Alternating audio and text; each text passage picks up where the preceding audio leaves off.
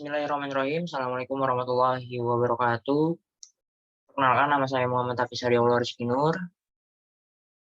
Saya mahasiswa Universitas Pancasakti, program pendidikan bahasa Inggris. Saya ingin mengerjakan ujian akhir semester mata kuliah PPKN, Demokrasi dan Pendidikan Demokrasi. Pengertian. Demokrasi berasal dari bahasa Yunani yaitu demos, rakyat atau penduduk suatu tempat, dan kretein atau kratos, pemerintah atau berkuasa. Demokrasi adalah bentuk pemerintahan di mana warga negara memiliki hak yang sama, pengambilan keputusan yang dapat mengubah hidup mereka. Pendidikan demokrasi adalah pendidikan yang memberikan kesempatan yang sama kepada setiap peserta didik untuk mencapai tingkat pendidikan sekolah yang setinggi-tingginya sesuai dengan kemampuannya. Demokrasi pendidikan adalah pengajaran pendidikan yang semua anggota masyarakatnya mendapatkan pendidikan dan pengajaran yang adil. Yang pertama, menurut Aristoteles, demokrasi adalah suatu kebebasan atau prinsip demokrasi adalah kebebasan. Yang kedua, menurut Abraham Lincoln, pemerintahan dari rakyat, oleh rakyat, dan untuk rakyat. Yang ketiga, menurut Hans Kelsen adalah pemerintahan oleh rakyat, kekuasaan negara dijalankan oleh wakil-wakil rakyat.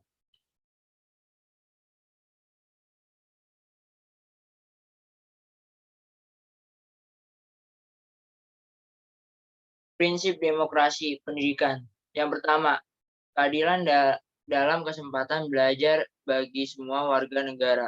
Yang kedua, dalam rangka pembentukan pemerintahan nasional dan karakter bangsa sebagai bangsa yang baik. Yang ketiga, suatu ikatan erat dengan cita-cita nasional. Hubungan demokrasi dan pendidikan. Pendidikan sebagai sarana perubahan budaya masyarakat. Pendidikan sebagai pelaksana kekuasaan negara. Tujuan otonomi pendidikan yang sejalan dengan negara demokrasi.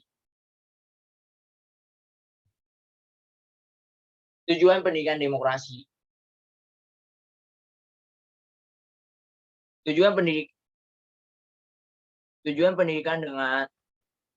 pendidikan demokrasi adalah untuk mempersiapkan warga masyarakat berperilaku kritis dan demokrasi. Dengan demikian, tampaknya bahwa demokrasi pendidikan merupakan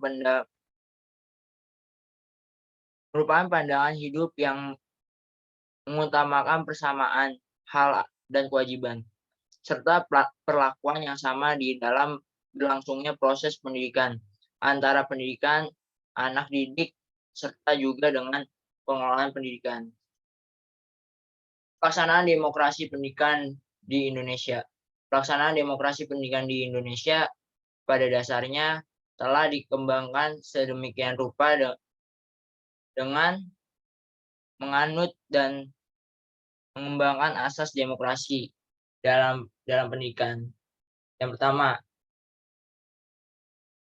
Pasal 31 UUD 1945, ayat yang pertama. Tiap-tiap warga negara berhak mendapatkan pengajaran. Ayat 2. Pemerintah mengusahakan dan menyelenggarakan satu sistem pengajaran nasional yang diatur dengan undang-undang. Yang kedua, UU Nomor 2 Tahun 1989 tentang Sistem Nasional.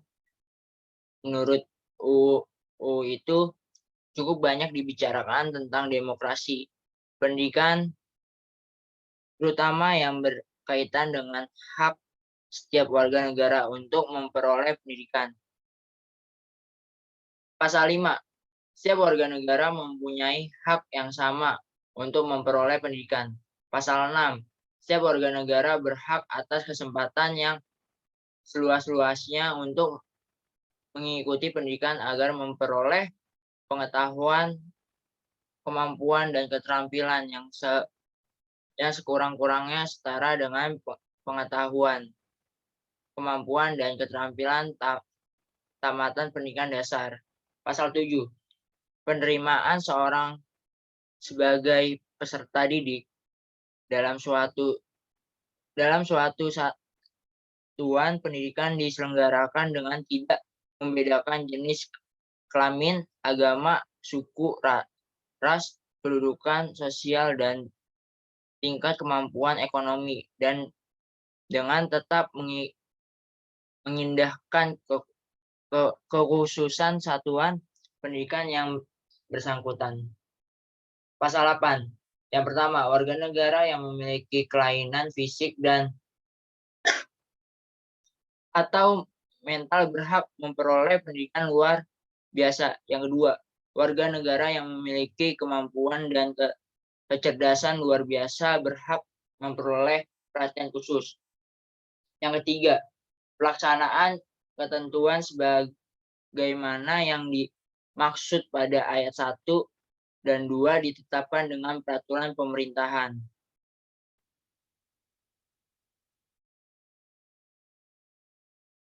Permasalahan pendidikan di Indonesia dibagi 3. Yang pertama, rendahnya partisipasi masyarakat. Yang kedua, rendahnya inisiatif kebijakan yang kurang demokratif. Yang ketiga, tantangan kehidupan global. Solusinya menghadapi permasalahan penerapan pendidikan demokrasi. Yang pertama, upaya peningkatan mutu pendidikan. Yang kedua, peningkatan efisiensi pengelolaan pendidikan. Yang ketiga, peningkatan relevansi pendidikan. Yang keempat, peningkatan kualitas guru. Yang kelima, peningkatan kesejahteraan guru. Thank you. Sekian dari saya. Wabillahi taufiq wal hidayah. Wassalamualaikum warahmatullahi wabarakatuh.